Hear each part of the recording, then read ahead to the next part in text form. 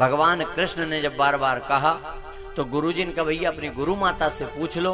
गुरु माँ के पास गए। गुरु माँ कहती है बेटा तुम्हारे समान मेरा पुत्र था, प्रभास क्षेत्र में स्नान करने गया, अभी तक नहीं लौटा। भगवान कृष्ण बलराम समुद्र किनारे गए, समुद्र देवता स्वागत के लिए आए, पर भगवान कहते हैं गुरु की सेवा में हूँ, गुरु पुत्र लौटाओ।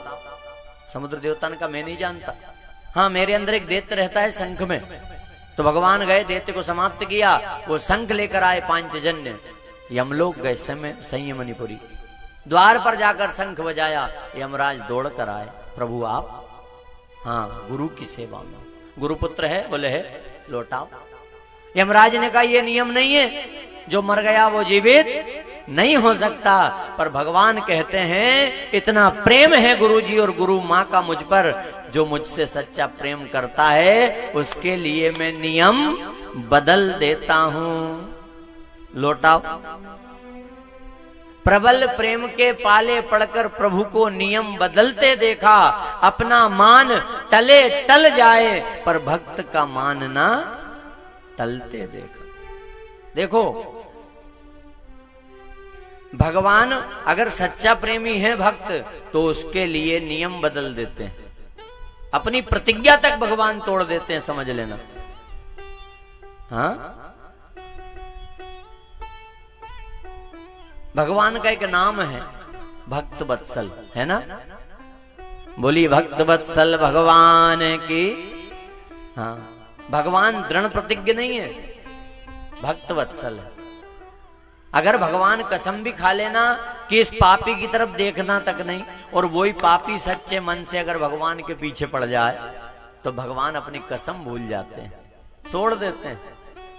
भगवान के भरोसे जो भक्त रहता है उसके लिए भगवान अपनी कसम भी तोड़ देते हैं। इसका उदाहरण क्या है? इसका उदाहरण है महाभारत का युद्ध।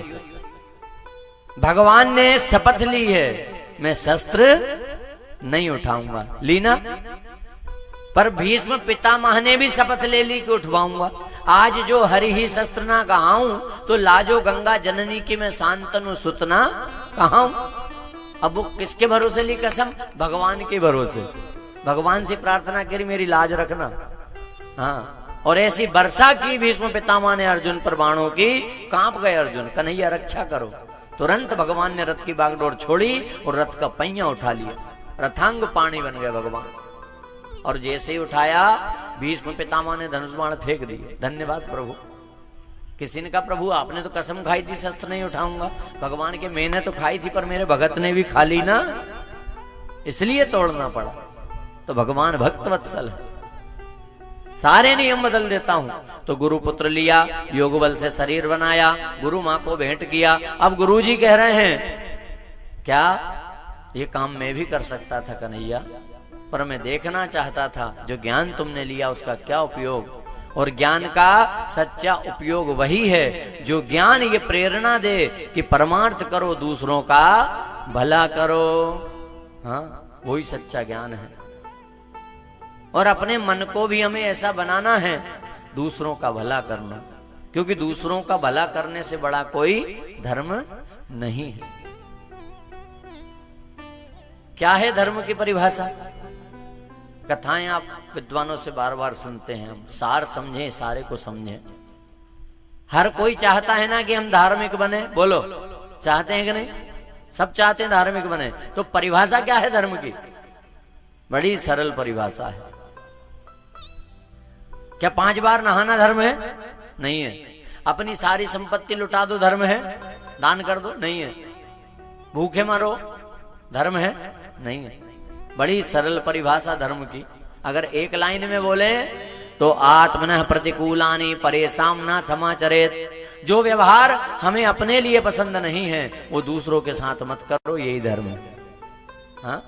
और अगर विस्तार से समझें, अष्टादश पुराणेषु व्यासस्य वचनद्वयम् परोपकाराय पुण्याय पापाय परपीडनम्। दूसरों को सुख देने, भला करने से बड़ा कोई पुण्य नहीं है, और दूसरों को दुख देने से बड़ा कोई पाप नहीं। हाँ? 4 वेद 6 शास्त्र में बात मिली है दोए, सुख दीने सुख उपजे और दुख दीने दुख होए।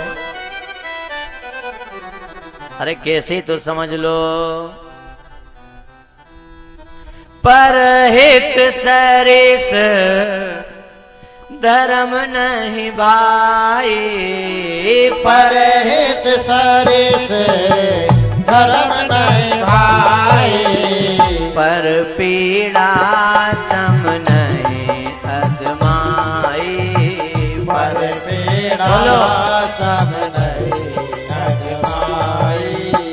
परहित सरिस धर्म नहीं भाई, परहित सरिस धर्म नहीं भाई, पर पीड़ा पर पीड़ा सम नहीं अदमाई। कैसे तो समझ।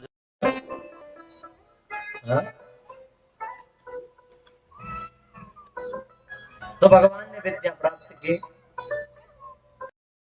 पक्का ज्ञान लिया है, कच्चा नहीं लिया। वापस मथुरा आए। मथुरा वासियों को पता लगा, दर्शन करने दौड़ पड़े हैं, कन्हैया को घेर लिया। कहा गुरुजी ने क्या सिखाया? भगवान कहते हैं इस मनुष्य जीवन को जीने की कला हमने सीखी। हाँ, कैसे जीना चाहिए बहुत बड़ी कला है। धर्म के अनुसार, संतों शास्त्रों के बताए अनुसार जीवन जीना चाहिए, ये हमने सीखा। दूसरे दिन फिर आ गए मथुरावासी, तीसरे दिन फिर आ गए। रोज सत्संग होने लगा। भगवान कृष्ण पूछने लगे कि अपनी तो चर्चा हो गई, हाँ फिर क्यों रोज के रोज आ जाते हो? तो कन्हैया से कहते हैं मथुरावासी गुरु कन्हैया, अब तो आदत बन गई है। ध्यान से सुनना, बड़ी काम की और सार बात आई है। अब तो आदत बन गई है कि जब तक आपके दर्शन ना कर लें, जब तक आपके मुंह से सत्संग ना सुन लें, तब तक किसी और काम में हमारा मन नहीं लगता। समझना, साधारण बात नहीं है। ऐसी आदत हमारे जीवन में होना चाहिए, नियम होना चाहिए माला का, पूजन का, पाठ का, मंदिर का, दर्शन का, कि जब तक वो ना कर लें तब तक किसी और काम में हमारा मन ना लगे। और ऐसा मन बन जाए तो समझ लेना पक्के भक्त बन गए। हाँ, किसी काम में मन नहीं लगे। और मन यदि कहे कि इकट्ठा देखे 15 दिन बाद, तो फिर भक्त नहीं है, कम भक्त है, बुरा मत मानना। हाँ, आदत होना चाहिए, किसी काम में मन नहीं लगे। और आज भी ऐसे ऐसे भक्त हैं, आप कहो पानी पी लो, चाय पी लो, तो वो कहते हैं मेरी माला रह गई, मेरा पाठ रह गया। कई ऐसे हैं जो पाठ किए बिना पानी भी नहीं पीते, और किसी कारण से ना हो पाए तो दिन भर दुख मनाए, मेरी माला रह गई, मेरा पाठ रह गया, दिन भर दुख मना। ऐसे ऐसे भी। और कई ऐसे भी हैं साहब, दुख तो मनाए पर काय का मनाए, पता कि नहीं पता? देखना आप, कई बेटे मिले आपको माथा पकड़ के, क्यों क्या हुआ? माथो दुख है। अब कोई कोई का आधा दुख है, कोई कोई का पूरा। हाँ, क्यों दुख है? अब कारण आप सुनो ना तो आश्चर्य होगा। उनसे पूछो क्या हुआ, बोले माथो दुख है, और बुरा ही दुख है साहब, फल फल करे।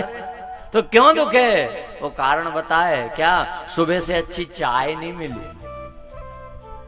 हाँ, आदत है गिलास भर के पीने की।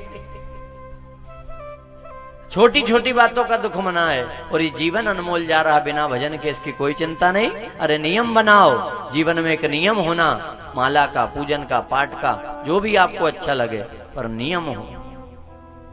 तो मथुरावासियों की आदत बन गई है, नित्य निरंतर रोज सत्संग करते हैं।